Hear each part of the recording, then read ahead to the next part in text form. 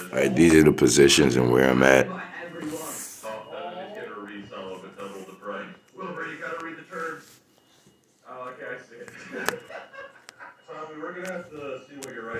It used to show my percentages right here on the front page. For some odd reason, it stopped doing that about 2 weeks ago.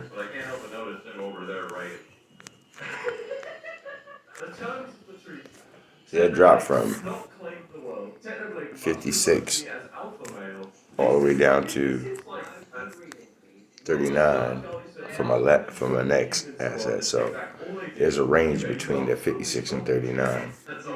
So you can see the volatility and how 1 minute one can be up really high, next minute it could drop.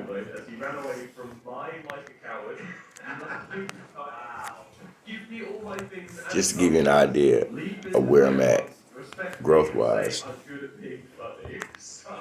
even though the narrative is everybody's talking about recession and Fed heights and depression, and you can still see growth.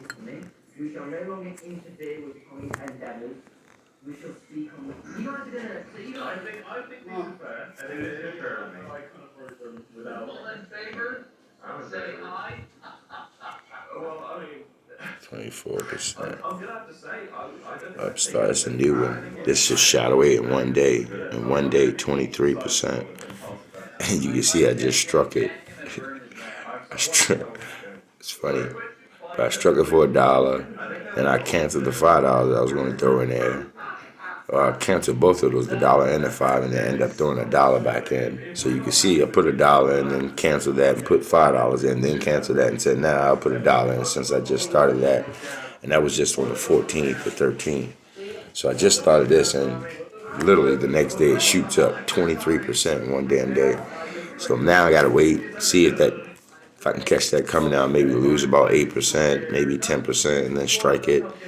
And maybe catch it again if it loses a couple percentage points and strike it again. But I don't want to strike it right after it went up 23% in one day.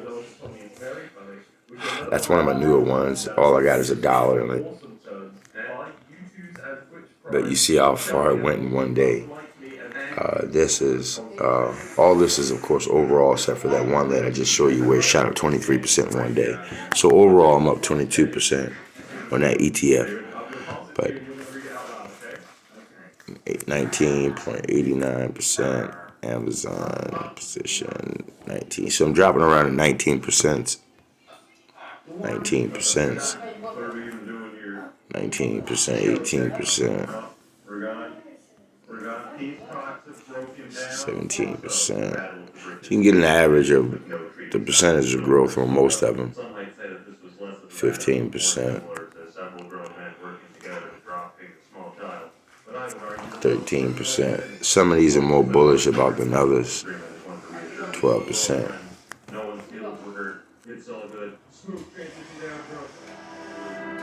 I'm not trying to go into any of the ETFs too much, but you can see them. I dropped my position on Roblox. They was doing really bad. 9% on Tesla. Man, I was up like 50% on Tesla at one time. 8%, 9% on Roku. So as you can see, it's about where I'm at. So just to skip past a few of these, Twist is one I really like. 6.7. So to skip past these, still overall growth, even on some of the newer picks. Still growth. Right here, still growth. Charge point. Still growth. A little bit of growth. So as you can see, some of these are newer, and some of these I've been in for a while. I've even dropped them now. Like Block, I was up at 100, dropped it all the way down to 14, and start putting it in other plays. But you can see right here. So this is about where I start going into the negative. So that's from Zoom. see, 2, 4, 6, 7, not counting ETFs, 8, 9, 10, 11, 12,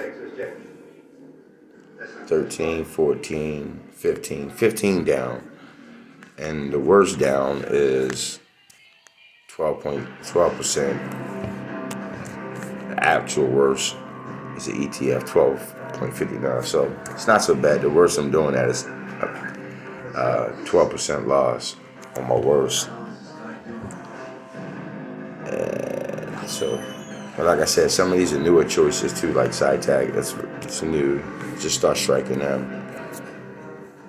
Since April 29th, I noticed them.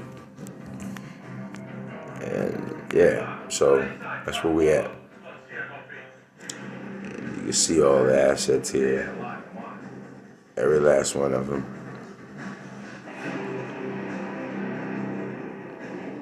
My hopes is not to see any of the higher amounts at the bottom, because what that means is I have a stock where I put a lot of money in and it's at a great loss because all my losses are at the bottom.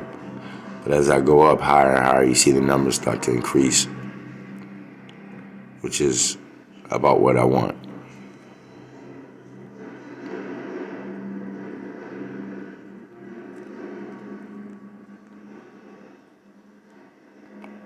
So this is pretty much the pattern that I wanted to take, and that is have some of the larger or mega cap stocks.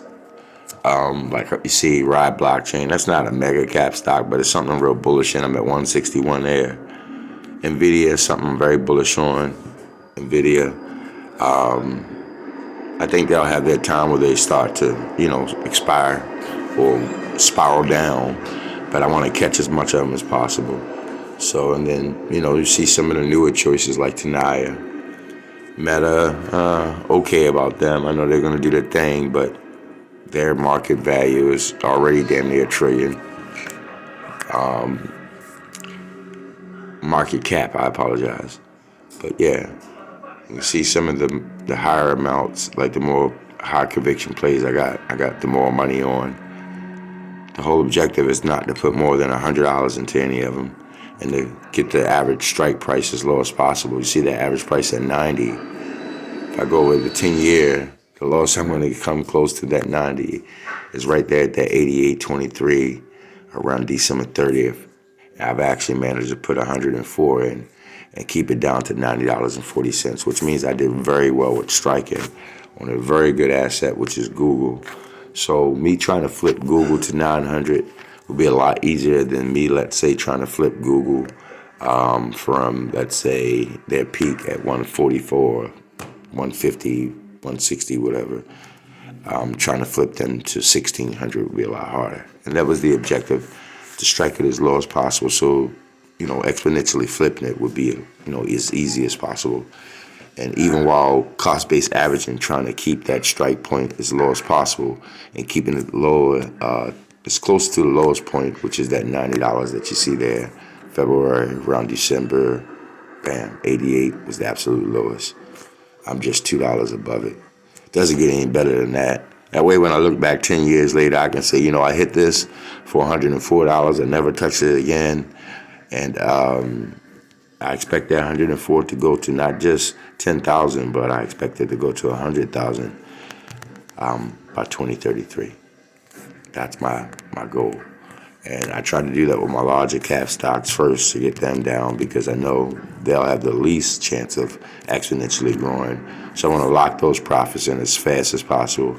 And then I'll go to some of the lower market cap, stocks where the growth is much more exponential and I have much more time to play with, because remember, it's all about timing and time. And I have much more time to play with. And even if I lose a couple 100% at the beginning, that'll be no problem, because some of those stocks were 100x and 10x and 30 and 40 and 50x and stuff like that. So